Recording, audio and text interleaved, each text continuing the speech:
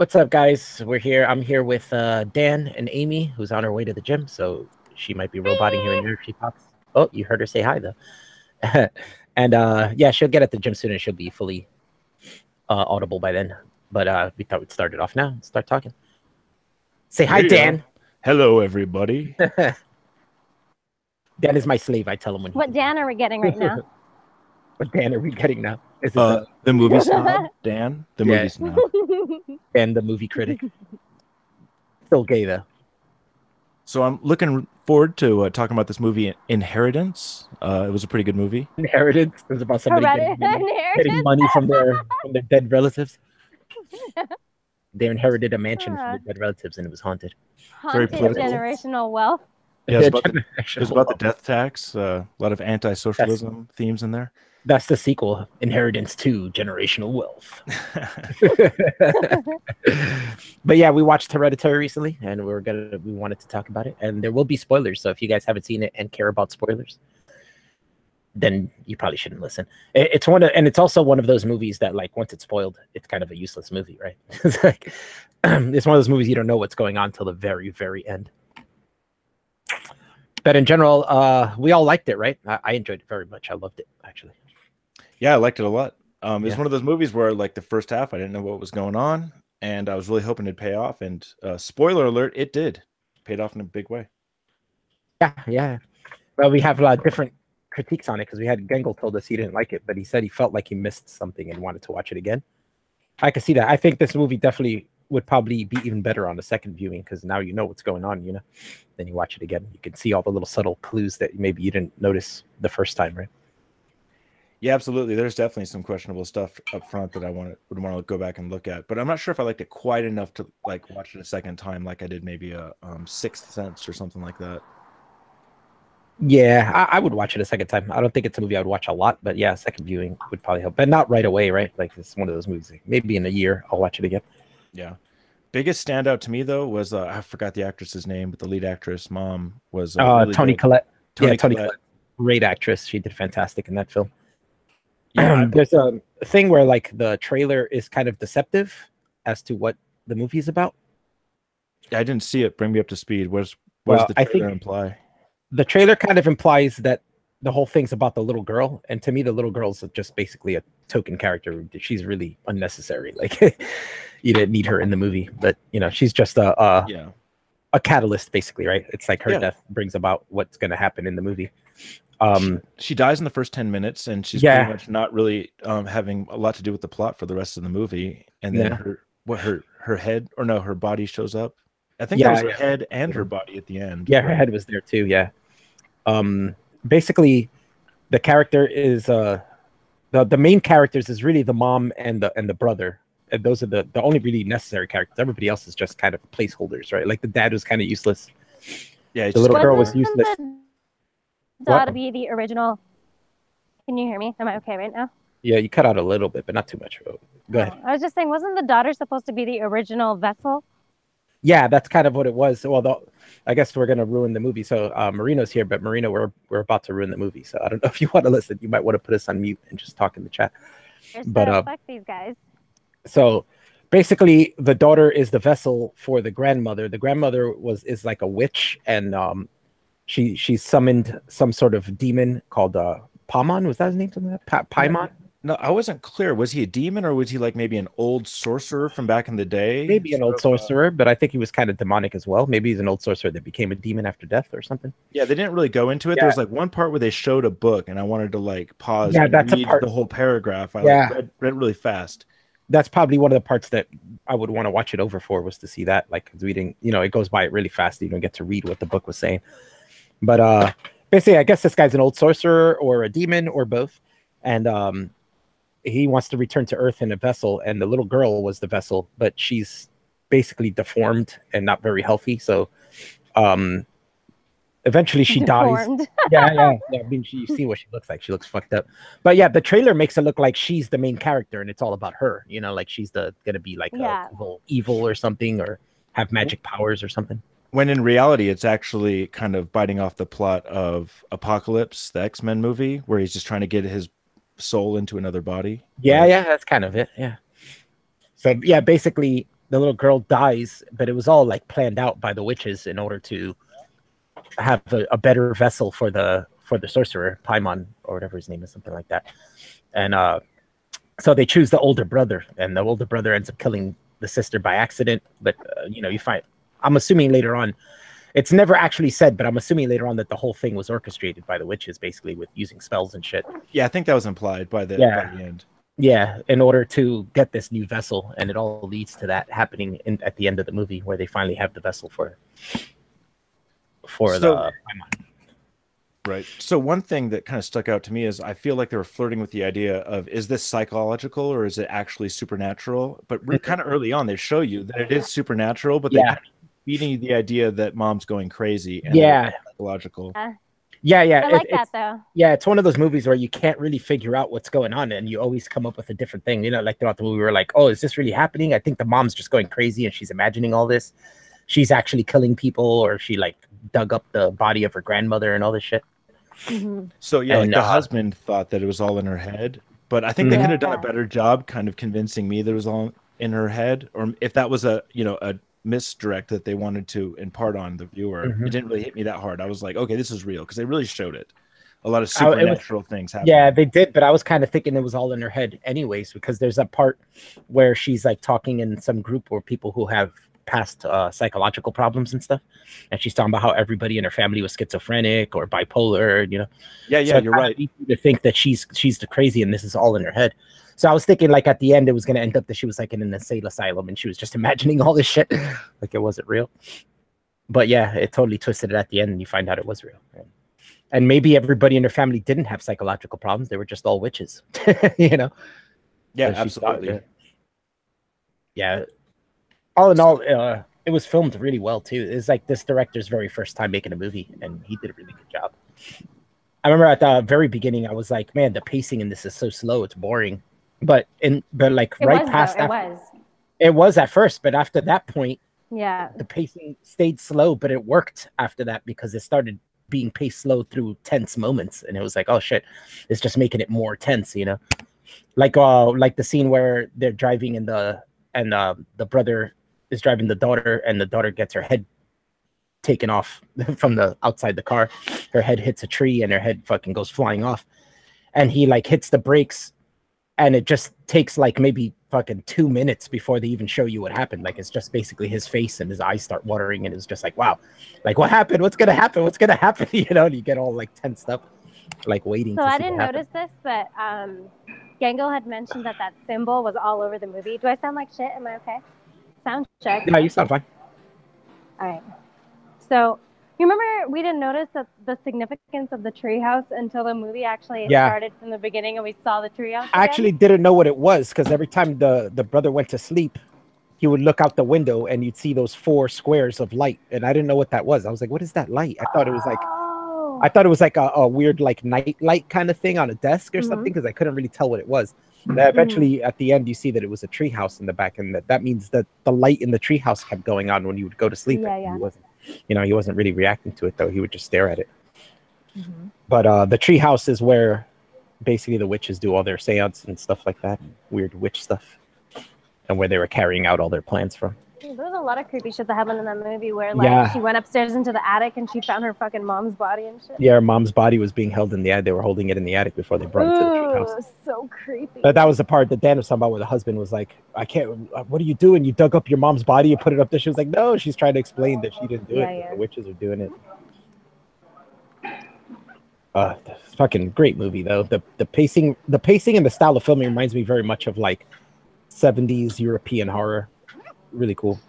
Like the Suspiria kind of thing, you know. Suspiria is like that too, where like she's walking down the hall and it will take like 2 minutes for her to make it down the hall, and you're just like, oh, what's gonna happen? The suspense is like killing you. There's a lot of suspense. I mean, I don't have very much experience with these things, but I did enjoy it. It was slow in the beginning, and then it really picked up near the end. Everything pretty much happened in the last what it is it's a very slow progression of things getting crazier and crazier, you know. By the halfway point, shit's gotten real crazy, and you're like just waiting for the next crazy thing to happen. And the whole movie really builds up to the last couple seconds, really, where some witch off camera is basically summing it all up, going, "Oh, this fucking demon sorcerer guy now is inside this boy's body," Woohoo. It's actually, they talk in their heads, like kind of like a telepathy, because that happened earlier in the movie where the little girl was hearing her grandmother talking. Oh yeah, she was seeing her. And yeah, so it's kind of like hearing their spirit talk. So I think she was talking to him in his head at that last scene and explaining to him that now he's the vessel for Paimon, and they're all like, "All hail Paimon!" Reminds me a lot of I don't even remember that name. It reminds me a lot of like Rosemary's Baby, where the whole movie's just really slow, and then little crazy things happen here and there, and then you don't find out what really happens till the very end. You find out Rosemary's Baby is like the new vessel for Satan and shit, right? What movie is that from? I don't think I've seen Rosemary's Baby. Yeah, Roman Polanski film, a great film. And it's like that movie's really good for the same reason as this, where they don't really show you everything. They don't really tell you everything. They never show you the baby, but she looks at the baby, and just from the reaction of her looking at the baby, there's something wrong with it. She talks about the eyes. She's like, "Oh my God, it's eyes." Yeah, you're like, "Oh shit," just from that, you're like, "Whoa, fucking crazy." Wow. Yeah, I like that in horror movies. I hate nowadays horror movies are like too explicit or too in your face. It's like, I like movies. Now that I've seen the movie too, I kind of appreciate what they did with the trailer and how it didn't really, couldn't really connect anything. No, you really don't know what's going on. Oh, the only problem with that I see is that I think that some people might not like it because they'll go into the theater expecting something and not getting it. You know what I'm saying? Because they're expecting it to be either a certain kind of movie or that the plot is a certain kind of way, and then you go see it and it's nothing. I'm not a fan of rape in movies, and the rape scene in Rosemary Baby are hilarious. Is that red guy? Yeah. I can't see the chat. So hi. What about Clockwork Orange, red guy? Oh, we need to see that. I haven't seen that yet. There's Have a I seen scene in that Kubrick? too. I don't think I've seen any Kubrick yet. The Shining. Oh, I started that one. But you haven't seen the whole thing, huh? No, I There's haven't. Full Metal Jacket is a really good one too. Full Metal Jacket. Dr. Strangelove. Yeah. Eyes Wide Shut. A lot of people don't like That's that one, with the but I like crazy that. sex party, right? Yeah, it's like a Of course I know society. that part. Yeah. So I wanted to bring it back to this Inheritance movie. Yeah. Inheritance. I like that it paid off. I've seen several movies like this where it asks or it poses a lot of questions, has a lot of ambiguity, and then it just ends, and it's kind of like, what the hell happened? It reminded me of another movie until it paid off, which was called The Killing of a Sacred Deer, 2017. It's got Colin Farrell in it. And it's this movie where the whole time you're kind of captivated because you're like, what the fuck is going on? You're like, is it supernatural? Is it psychological? What's going on? And then it just fucking ends. And, then you go beat your dog with the fucking sandal or something because you're frustrated. Frustrated. Is that what you do when you get frustrated? Yeah. He said it right. He said it right. I'm so happy right now. Yeah. I like ambiguity. I like when movies don't tell you everything. It kind of annoys me when I watch a movie that just kind of, a movie that tells you everything is kind of those movies you want to watch when you want to turn your brain off. But there's some movies you want to watch and you don't want to turn your brain off and you want to use your creativity. That too. And there's a brilliant way to do it, but some movies are like, look how fucking artsy I am, and we're so smart, we're not going to spoon feed you every plot point. And it's like, that's cool, but then sometimes you could go too far and it just leaves you going, what? Like I like David Lynch, some of them. Like I like Lost Highway, but not so much like I like most of his movies. Mulholland Drive was great. Could you make sense of it? No, but that's kind of the greatness of that movie. Yeah.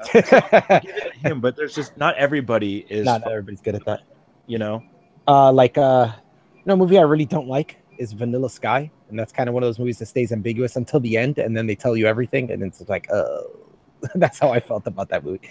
I think them telling me everything kind of ruined it for me. Like, you would have preferred it stay a little bit more ambiguous? Yeah, I would have preferred that. Or maybe just insinuate what it is and not actually show you everything of what it is. Yeah, I would have preferred that. Like going through the ending, and the ending is just like the pacing of it was shitty because all this crazy shit happened. Then it's just like, oh yeah, well this is what we're doing and this is what's going on. And it's like, oh yeah, thanks. what a shitty ending. And sometimes I like a movie that kind of has an ambiguous ending, or it leaves you thinking that something else happened. Like 3 Billboards Outside Ebbings, Missouri. Did you see that one? No, I didn't, but I've seen the trailer for that. It looks interesting. That's a good movie. Spoiler alert, it ends on kind of like a cliffhanger, but it's like a fun cliffhanger because you had a portrait along the way and you had great characters and stuff did happen and it was, understandable. You know what? Do I a room or GTFO? You're roboting. Oh, that's all right. You know what story is kind of like that? They changed it for the movie, but you ever seen The Mist? You know, I have seen it, but I can't really remember like the ending.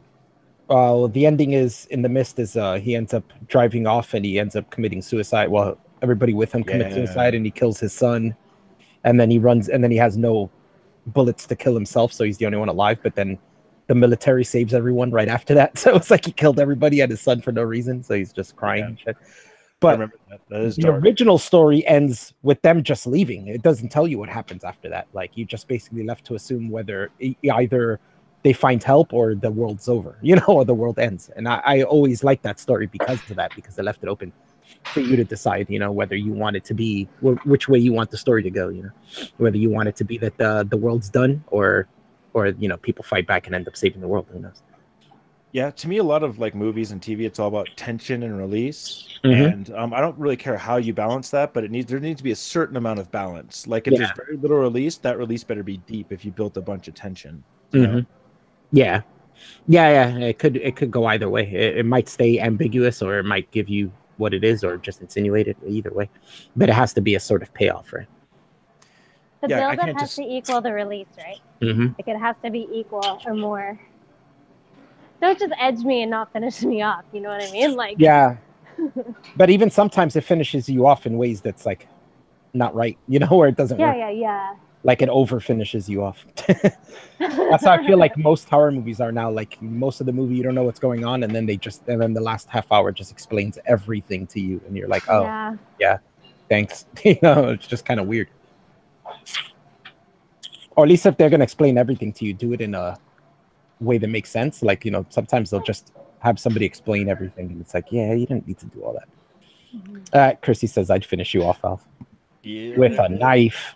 I know how you do, you crazy big knife. Did she say with a knife, or you? No, I said. I was thinking that though. I know how you are. You're a Black Widow.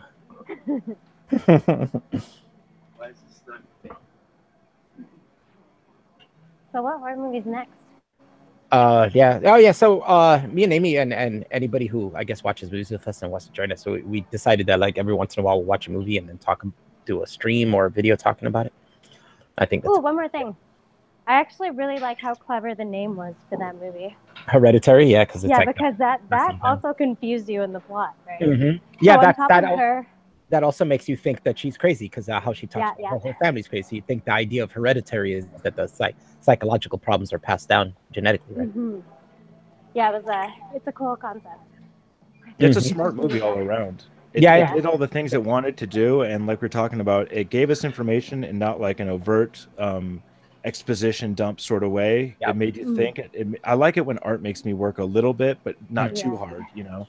Yeah. It definitely does a good job of that. It also does a good job of keeping you guessing in the whole movie. You're like, oh, it's this, and then something else happens. You're like, oh, it's not that. Oh, well, then it's this. You know.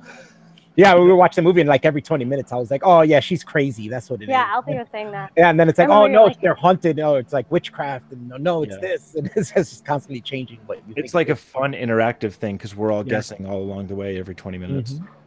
You know, which is fun. The speculation's always fun. So like when you're watching a movie and you try to speculate what's going on, that's always fun. And if they keep you changing your speculation, that's the best thing you can do for a movie. Yeah, a movie that was like kind of messing with me a lot and like fucking with me that I really liked was the movie Whiplash. I'm not sure if you've ever seen that one. Who's in that? I forgot his name, but he was in that Fan Forstick movie. Fan Forstick. Fantastic. Oh, movie. Is that drumming movie or whatever? Yeah. No, I haven't seen that. I totally blank on actors' names all the time, but also I want to say Jay Simmons or something like that. He's not. The older guy you're talking about. Yeah. The guy who played Commissioner Gordon in Spider-Man, in the original Spider-Man movies. Yeah. But so Whiplash was kind of had you guessing a lot, and it was very interactive as a movie, and it was smart at delivering stuff. I love that stuff. I got to check that out. That movie did get a lot of praise. Oh yeah. Highly recommended. Edge of your seat, what's going on. Like it's almost like fourth wall breaking, how aware they are of the effect they're having on you and how they have you guessing. And it's smart. It's not force feeding you anything. You have to work to get to the point. So if you keep up with the movie, you pay attention, it's very rewarding. Yeah, I like that. I mean, I don't like that for every movie. Some movies I do want to turn my brain off and just have fun and laugh or something. Dude, that's what Avengers and shit is. Yeah, but that's what blockbuster summer movies are for, you know. Other than that, I like to have a good movie, and I think that's going too much. You know, even with horror, there's sometimes I like those movies where you could just shut yourself off, enjoy the killings and stuff, you know, and not think too much. But I think they do too much of that now, and I'd like to see people do smart horror movies like this Hereditary movie and movies they used to do in the past that were like that. That's not done very much anymore. I think, I mean, I'm no expert. I'm retarded when it comes to movies, but I think one of the things I like that is different about a horror movie is that the lighting is definitely more important in a movie like that. You know what I mean? Yeah. I think I really like how there's so many different elements required to get a point across in a movie like that. And I need to watch more, I think. To watch more horror movies. Yeah. Sean's asking me to watch the Belko Experiment. I actually saw that in the theater, and I did a review of that in my channel when I first started it. It's one of my earlier reviews. So if you want to go back and check out my review, you can do that. What movie is that?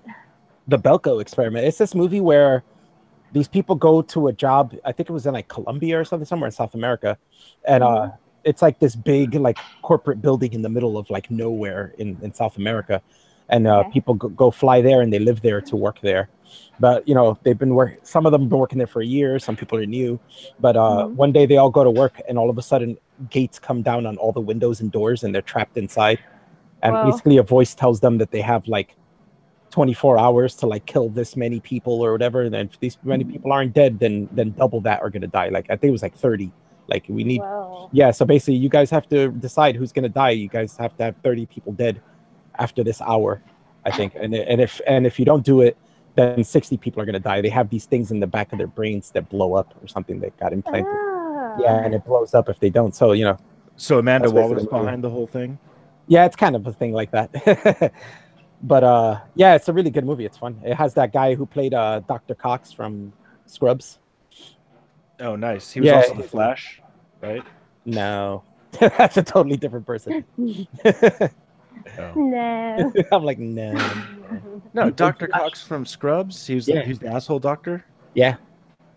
Yeah, he wasn't in the Flash. You're right. That's a totally different actor. Yeah, it's a totally different actor. That guy's actually was in the new Flash too, as his dad, as the Flash's dad. You're right. I think I've been confusing those two for years now. Yeah, they're two totally different actors. The ending was good. Yeah, the ending was good. That was a good movie, actually. That's one of those.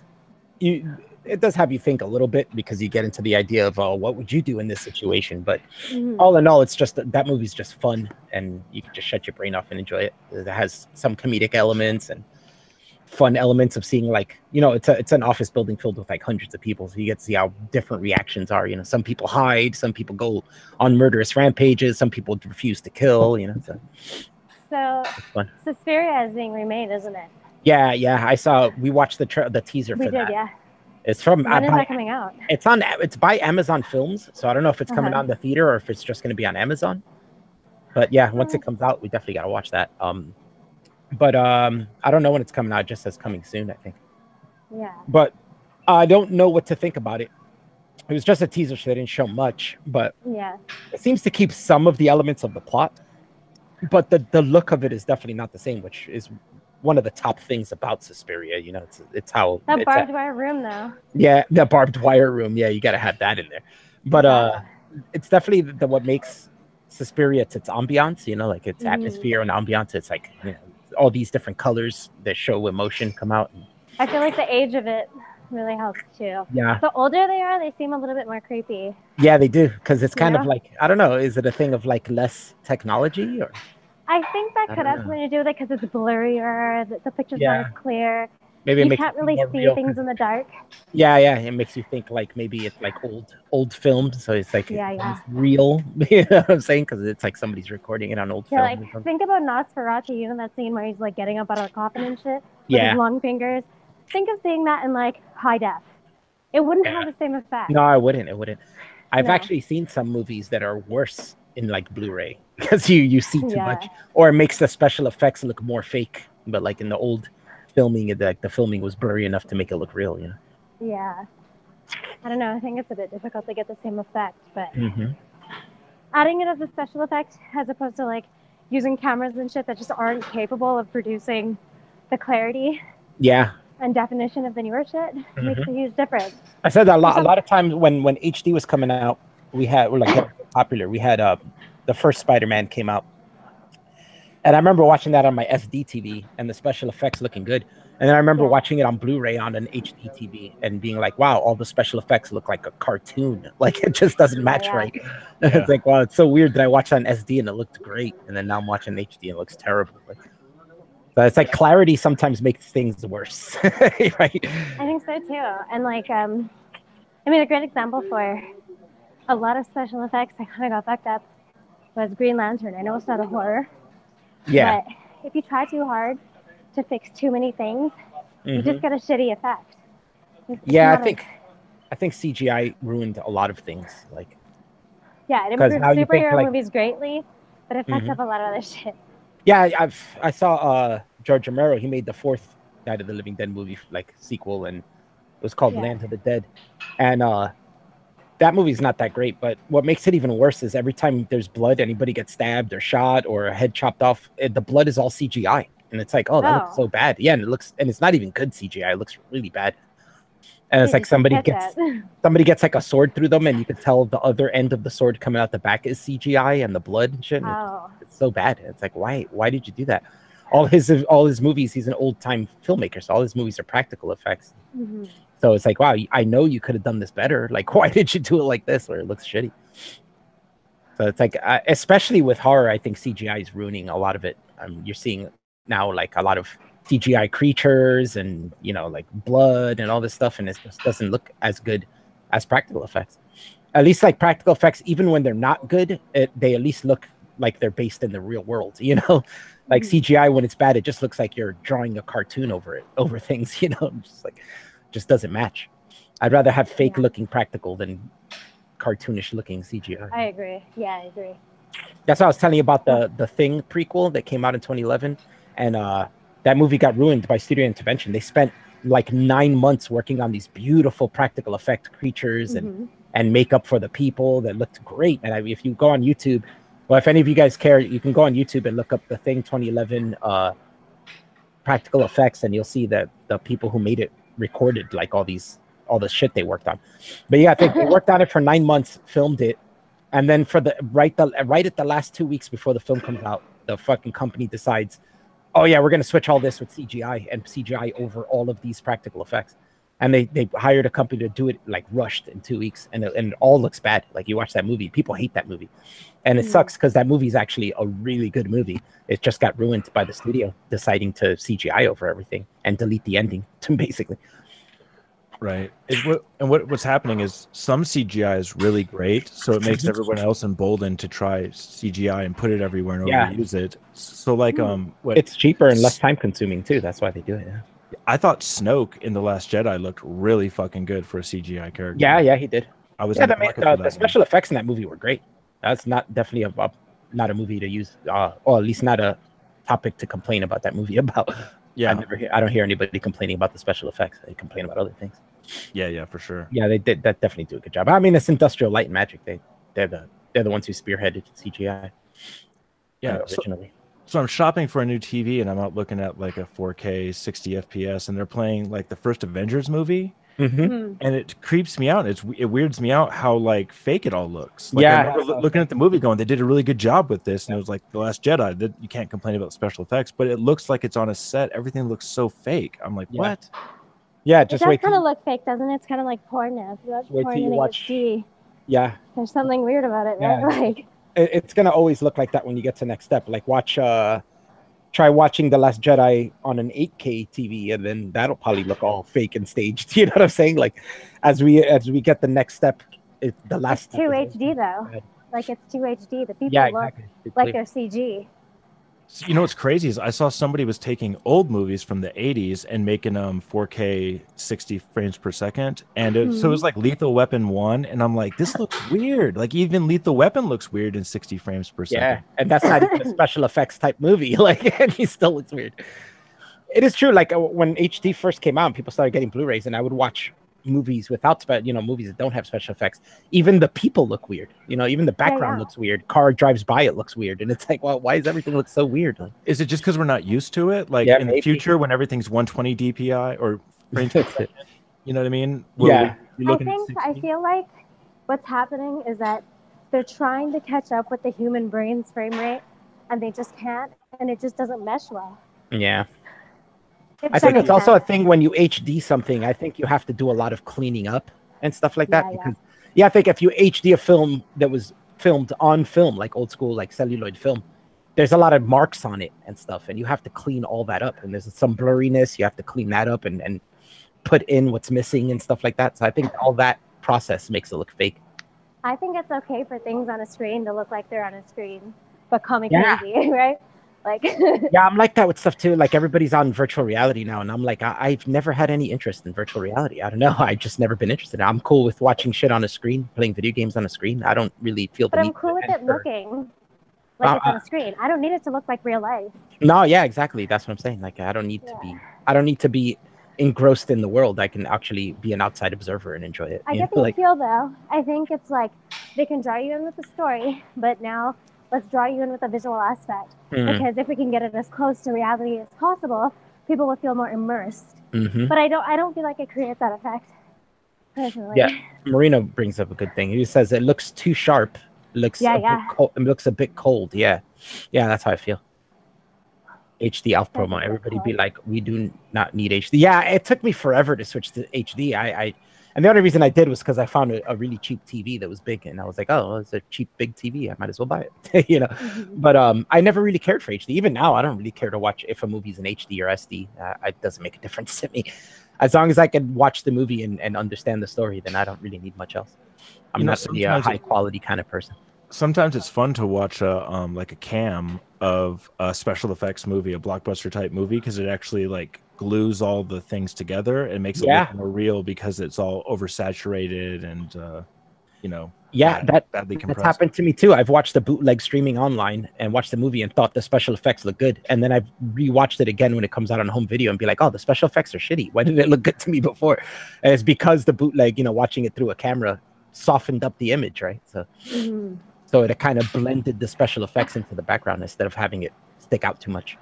Or if you're watching it clean. They're two separate things. Like if you see a super clear image and there's, say, just a picture of a person and behind them is greenery and like shrubs. They look like they are two separate entities, but in the picture it looks like a layer was put on a layer. Yeah. I think people was in the I think a big problem with CGI has got to be that people rush it too much. Because if you look like a movie like the last Avengers movie that came out, the special effects now were amazing. Like they look beautiful. Yeah, they're so good.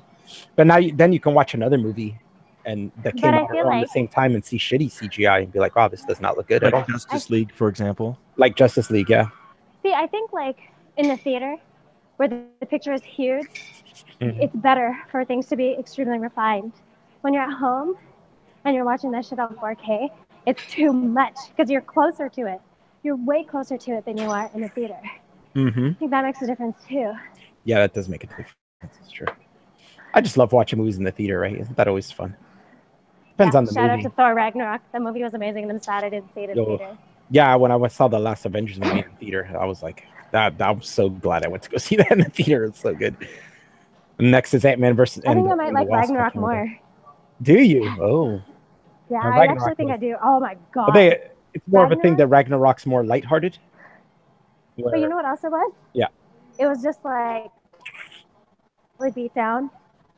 And then when he came back and he was all godlike and shit. Yeah, and the music was all just so good. Oh yeah, the music is great. It has like that 80s synthwave kind of music. It's fucking perfect for it. It just fits the movie really well. But Avengers, I don't know which one I like better. I like them both.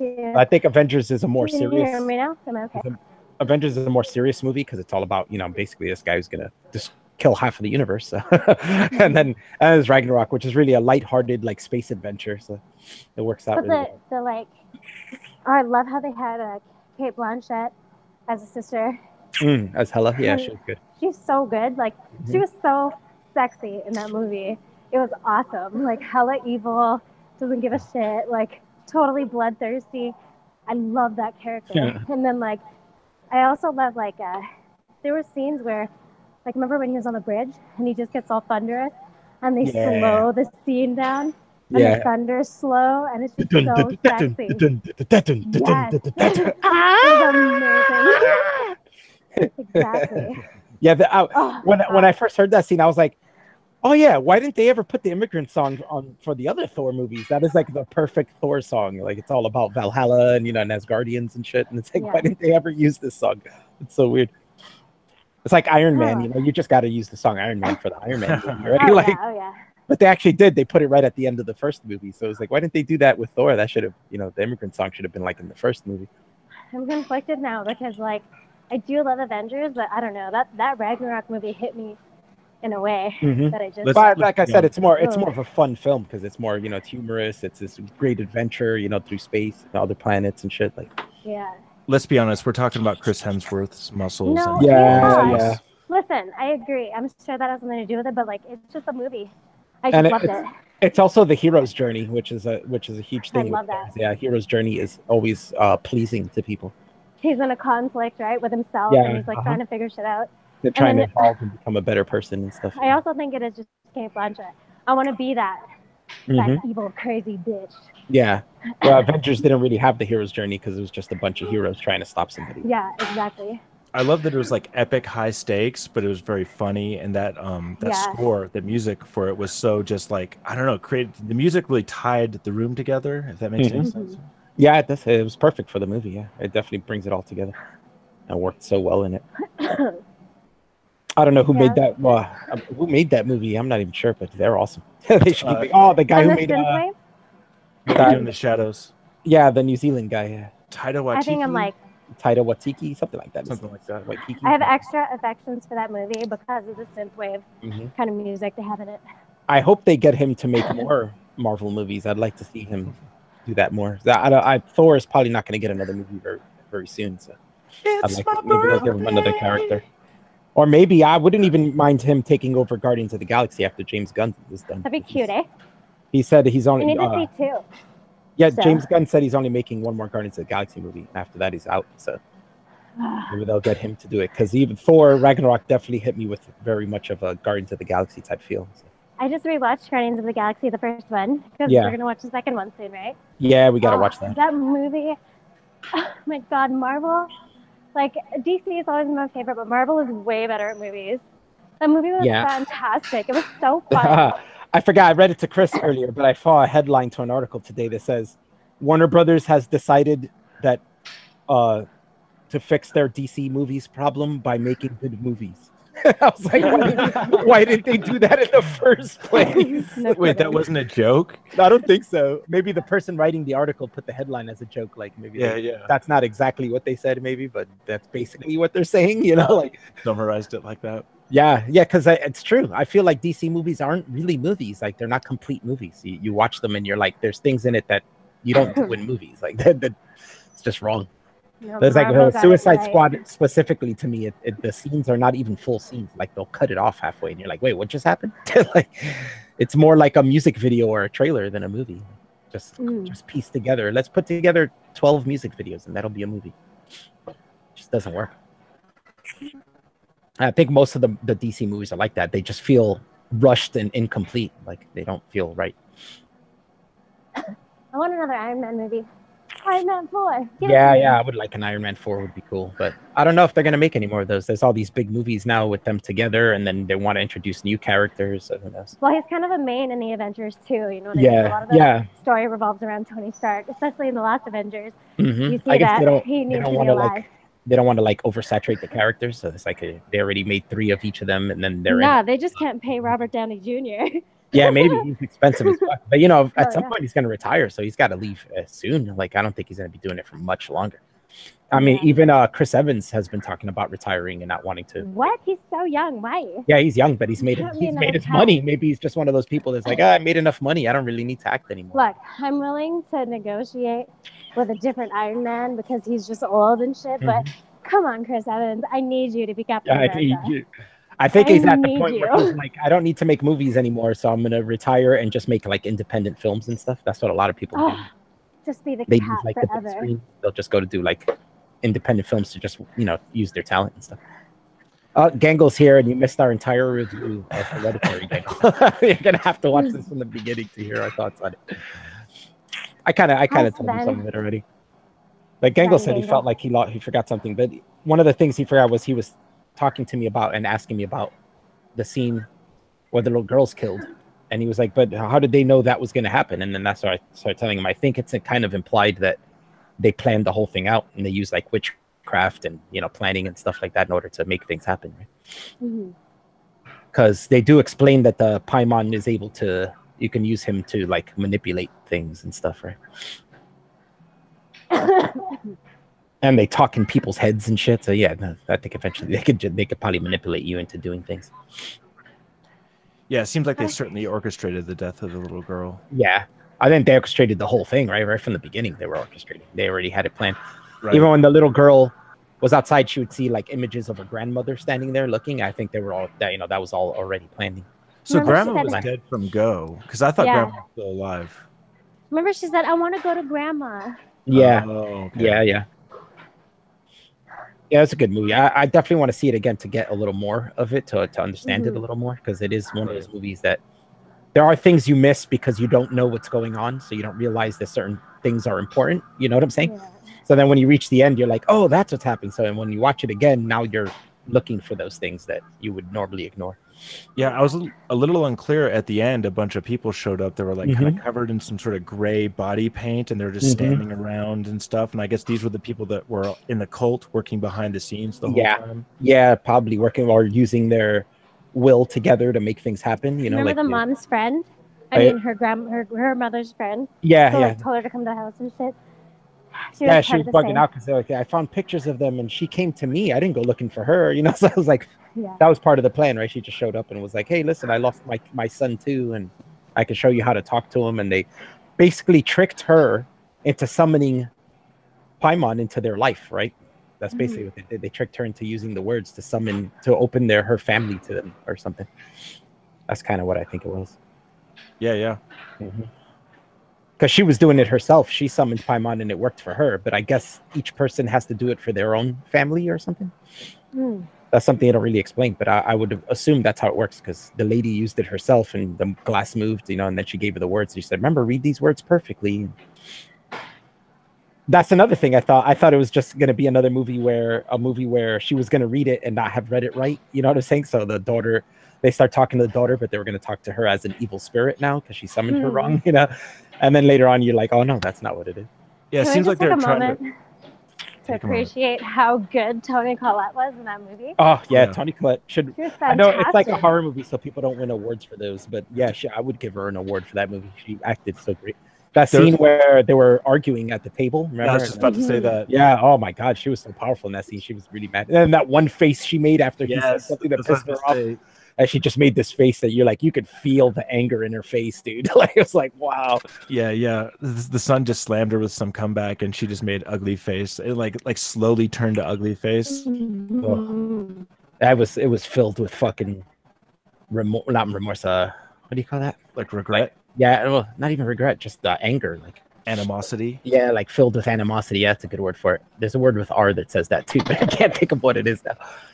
Resentment, yeah, that's exactly what she was filled with resentment, like fucking I hate you, I wish I never had you, like kind of face. Like holy shit. She's one of those actresses, I don't remember what she's been in, but I know that I've liked her and everything. And that she was in Little Miss Sunshine. Oh, that Hugh Grant movie too. About a boy. I don't watch Hugh Grant movies. I hate that guy. That was a good movie though. One of them. It was weird seeing her because she was really big in that movie. She lost a lot of weight. She was in some movie. I can't remember because it's an independent film from like a long time ago. But it was called like Clock Watchers or something. It was about people working in an office. It was a really good movie though. I don't remember much about it, but I remember it was like on the IFC when that channel first came out. It was like one of the first movies they showed. The what? IFC? IFC, yeah, Independent Film Channel. Oh, we don't know that. I used to love that fucking channel. Now it's garbage, but when it first came out, it was great. Well, it would just be constant independent films all day. like films you wouldn't normally see, foreign films, independent films here that don't get a lot of release. They don't get worldwide release. That's a big channel. Amy, have you watched Big Trouble in Little China yet? No. God damn it. Is that Red Guy? Yeah, Red Guy wants to know. I want to know. The world wants to know. Red Guy, tell Red Guy I'll watch it with him. I haven't hung out with him in a while. Red Guy. We'll watch it together and have Red Guy come watch it with us. I love that movie. Yeah. That's also John Carpenter. You were interviewing me about horror movies. John Carpenter made that movie. Okay, yeah, we should watch that. Yeah. Let's do it. Holy shit, John Carpenter made that? Yeah.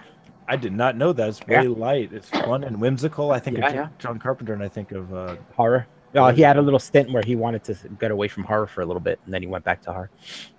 And that was one of the movies he did. But there's horror elements in that movie too. You can tell there's there's monsters and Sunday night, guys. Yeah, that's cool. Whatever. Keep that in your mind. Keep that. Because Saturday I'm going to see Sam Harris and Jordan Peterson, so I'm not free all day. Jordan Peterson's kind of a horror movie, isn't he? Yeah. A horror show. Just a horror. Yeah. He's just a horror. It's just a horror. It's ontological horror. Horror. Oh, such horrible sights I have to show you. Imagine him as Pinhead from Hellraiser. That would be great.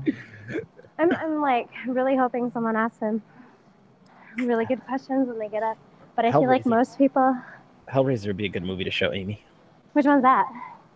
I guess it's kind of hard to explain, but it has. I'm thinking of Hellboy, aren't I? Yes, yeah, probably. That's different. JP is body horror, yeah.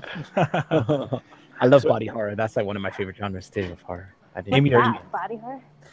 Yeah, it's like a horror that has to do with the body changing. Oh, weird. Like The Fly? Yeah, like The Fly, yeah, that's body horror. Videodrome. What were you going to ask me, Daniel? Are you going to ask Jordan B. Peterson a provocative question at your opportunity? I don't want to be like, I know you keep telling me to clean my room, but I can't afford a maid. I hear you have one. Tell me about that.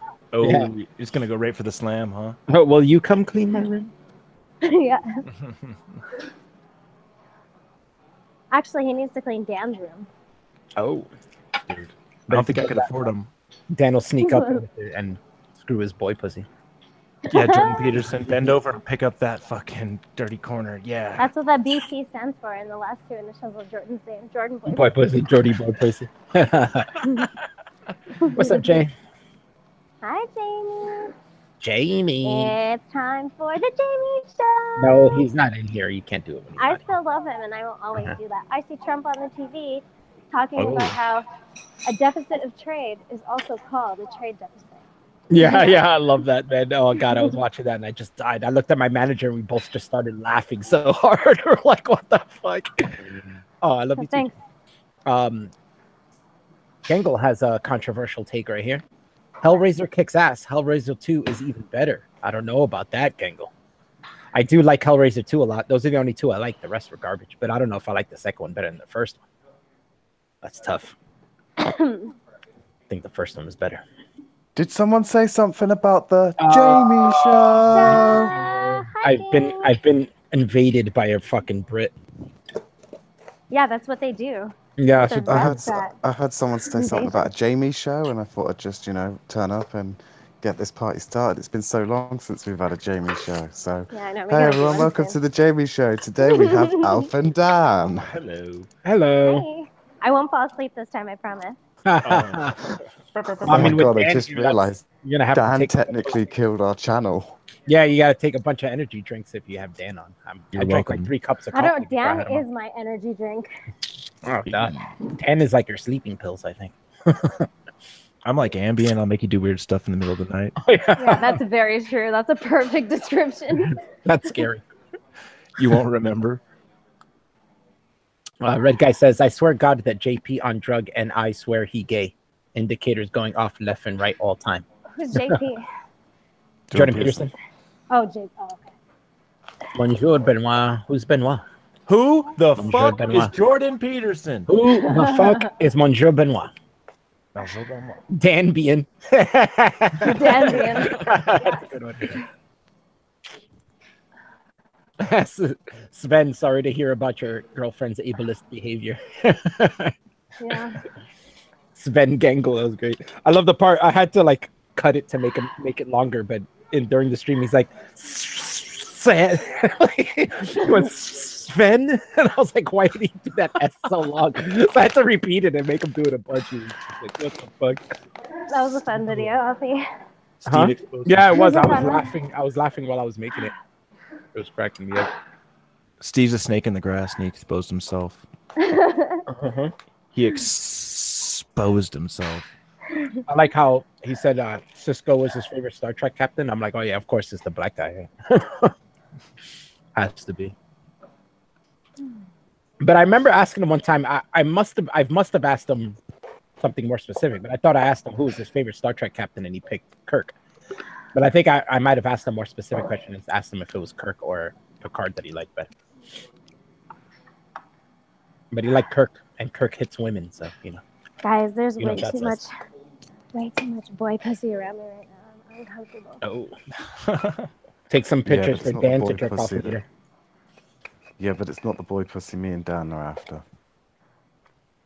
What kind of boy pussy are you after? I'm after Dan's boy pussy. Oh. I thought he was going to say post-op trannies. That would have been nice. Oh yeah, that as well. Actually, I'm all up for that. The list grows longer. I think Jay's into the pre-op trannies. Pre-op. Yeah. Whoa. That's some crazy shit. Pre-op. He likes his trap doors to have door stops. That's excellent. Nice. Wow. Trap flaps. Trap flaps. Oh my god.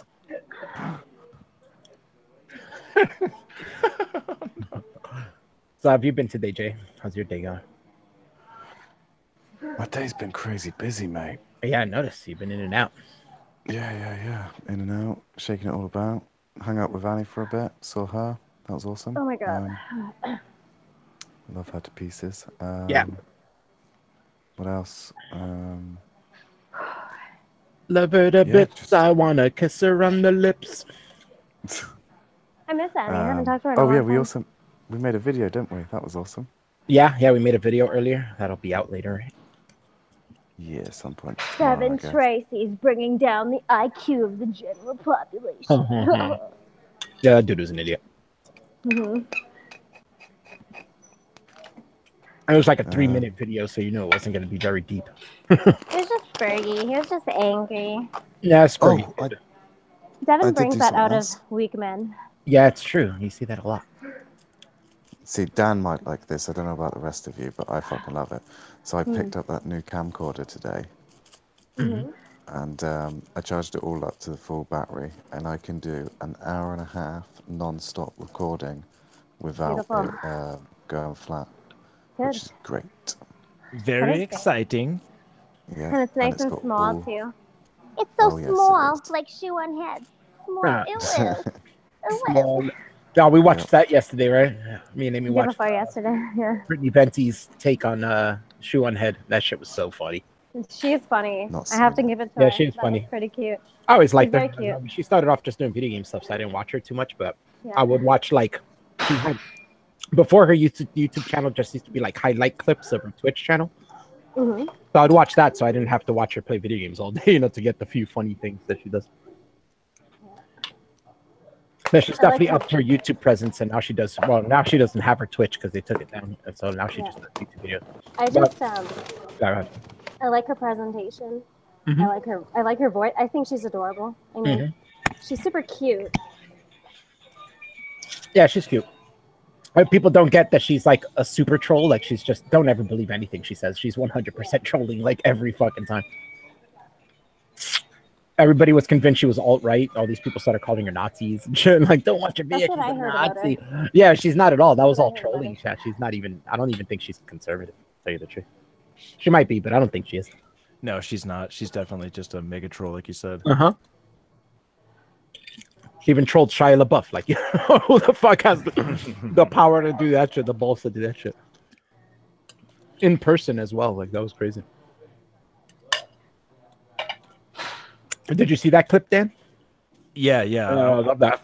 I followed the Shia LaBeouf games. Games closely, all 3 seasons. Oh yeah, so did I. I watched that series. And It was Britney. brilliant, Shia especially when LaBeouf it came to games? the UK. Yeah, the Shia LaBeouf games. What's There's a that? great, it's a great little series about what happened with this flag thing and that whole thing in New York. Yeah.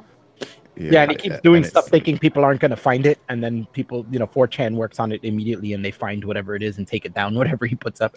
there's one that goes into a really good amount of detail about how like they found it and the things they went through to like actually find the location. They looked at It's airplanes. crazy. Yeah, like there's an airplane in the sky, so they were like charting out all the flight paths and stuff. And Yeah, weather crazy. patterns and things like that. It's crazy the information that if you have enough people working on it, how quick you can get all this information and figure shit out. The best one was when they went to like the Arctic. Well, not the Arctic, but the northern hemisphere, really up top, like Norway or Finland, up the top part of it all. And they rented like a fucking log cabin in the middle of buckfuck nowhere, and yet they still managed to find it. And it was in a house, and they still managed to find it. It was crazy. I love the contrast of Steven Crowder trying to troll the season 1 installation, and it was like just poison. It was just cancerous. And then Brittany Venti like does a good job of it. And just shows how fucking unfunny and fucking ridiculous Crowder is. Oh, I hate that guy. He's so Crowder is not funny, man. He really is corny. It drives me nuts when people like him. I'm like, what do you like about him? I did in the beginning. I liked his interviews, but then he started doing that shit where he like would make skits and stuff, and I was like, dude, you're really unfunny. No, he's really not. Even I know everybody liked that TYT thing he did where he was like impersonating Chank, and I thought it was just so bad. Right. I thought it was corny. I was like, this is really a bit corny. Too much, right? Yeah, it's like overdone. It's overdone to the point of like slapstick cheesiness, Yeah. It's just not funny anymore. Yeah, if anything makes me laugh of his, it'll be like the editing or like a song, like smash cut to a song or something. It's like never him or anybody writing on that or anything. Yeah. Yeah, he might have like an editor that's good, and edits his videos. And yeah, I'll laugh at Not Gay Jared before I'll laugh at Steven Crowder. Yeah. I think cornier with Crowder. my YouTube appreciations aside from Devin is I love Pewds. I fucking love PewDiePie so much. Like he's one of my favorite people to watch because he's just funny to watch because he's just having fun and doing his thing. Yeah. He's quite entertaining. He has such a cute personality. I like PewDiePie. He's a little. It's really simple sometimes, but the thing with him is that he can be funny sometimes too. So yeah, I don't know. I really like him. I don't mind PewDiePie. I used to like him before. I used to watch him a lot. Like kind of in his era, like right after he was only doing video games. And he started including his girlfriend in the videos, and they would just do these fun little games with each other and stuff. I love Marzia. Yeah. That would be fun. And then he would go through like the stuff that people send him because he had a PO box, and people would just send him random shit. And you just open it on camera, and it's just some of the craziest shit that people send him. He makes some funny comments about it. It was cool.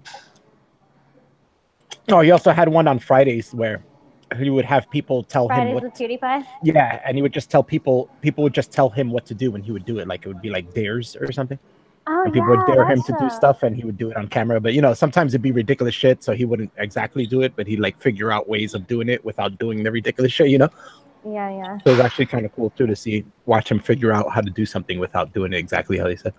Yeah, I think the only way he interacts with people now is, aside from Twitter, is he has a subreddit. So people like submit their memes and shit there. That's where he gets meme reviews from and his Loi content. I like Ethan too. He just had a really good interview with Tom Segura that I watched. Yeah, that was good. Uploading a video about that today actually. But yeah, that was a really good interview. Ethan and Hila are both really funny. They're so adorable too. If you watch them from the beginning, it's this cool evolution that goes on because Ethan Hila wouldn't even be in the videos at first. And then he would talk to her off camera, like you'd see him talking to the camera, but he's talking to her. And then little by little, he would start getting her to be on camera, because she's like super shy, and she didn't want to be on camera. But little by little, she started convincing her. But like for like a whole 6 months, she'd be on videos and barely say anything, And then he finally got her to start joking around and talking, and she would be hilarious when she did talk. So it was like, oh shit. She's shy and quiet, but when she does say something, it hits hard. It's like, oh shit, that's hilarious. And now she's not even that shy anymore. But it's cool because I've been watching them for so long. It's cool to see that progression. She's funny. Yeah, she's funny. No wonder they're together and happy and shit. Did you ever see Ethan's mom looks just like Yeah. Yeah. So crazy. There was also a gag for a long time that Hilo was his sister. Yeah. That was funny. People were constantly sending them messages being like, why'd you marry your sister? But just like, you know how like women generally will go for a guy that's very much like their father? Men go for women that are very much like their mothers. Mm-hmm. Yeah, that's what Dan did. No, that's the opposite of what I say. People that are woke actually don't go for their parents. No, they don't. Yeah, that's true. I mean, I did twice already. That explains my failed relationship, but pattern has been recognized. No, I know. I'm just recognizing the pattern. Dan said, I'm a fan of PewDiePie's Nazi stuff. What about Nigger Bridge, though? Oh. Yeah, Nigger Bridge. I talked about that. That's one of his favorites. That was controversial, right? So stupid. New York Journal or New York Times was like, PewDiePie's racist. No, dog. He's playing a video game and he freaked out. Chill out. I mean, PewDiePie was at the center of the whole adpocalypse stuff, right? Yeah, basically. And it was all the Wall Street Journal's fault, right? They're the ones who made an article about him calling out the advertisers for some reason that he was a Nazi. Like, what does that have to do with the advertisers? Regardless, either way. Everybody knows there's random advertisements in front of YouTube videos and it doesn't represent the video, so yeah, it's so weird. All right, well, we talked about Hereditary. That was fun. I don't know. Was there anything else we could talk about that movie, or are we done? It's a good movie. I feel like we covered it. Yeah. I think in the end, I'll say it's a good movie. If you guys decide to watch it, keep in mind that it's very slowly paced. It's one of those kind of movies. And we kind of spoiled it for you. So if you're going to see it, it's already spoiled, but you don't find out what happens to the very end. Yeah, or before you watch the movie, like now. If you watched it and you liked it, we agree with you. Congratulations. Yeah. If you watched it and you didn't like it, we disagree with you. And you probably suck unless you're Gangle. Yeah. Nazi. If you didn't like it, you're a Gangle, and don't ever talk to me again. Don't ever talk to me or my Indian friend again. And, you can talk to me. You can talk to me. You can talk to Dan. Talking to Dan is fine because he's an idiot. Yeah. Well, I was going to say I'll verbally abuse you, but that probably applies as well. Because you're an idiot. I like how I said you're an idiot and you said yeah. Yeah.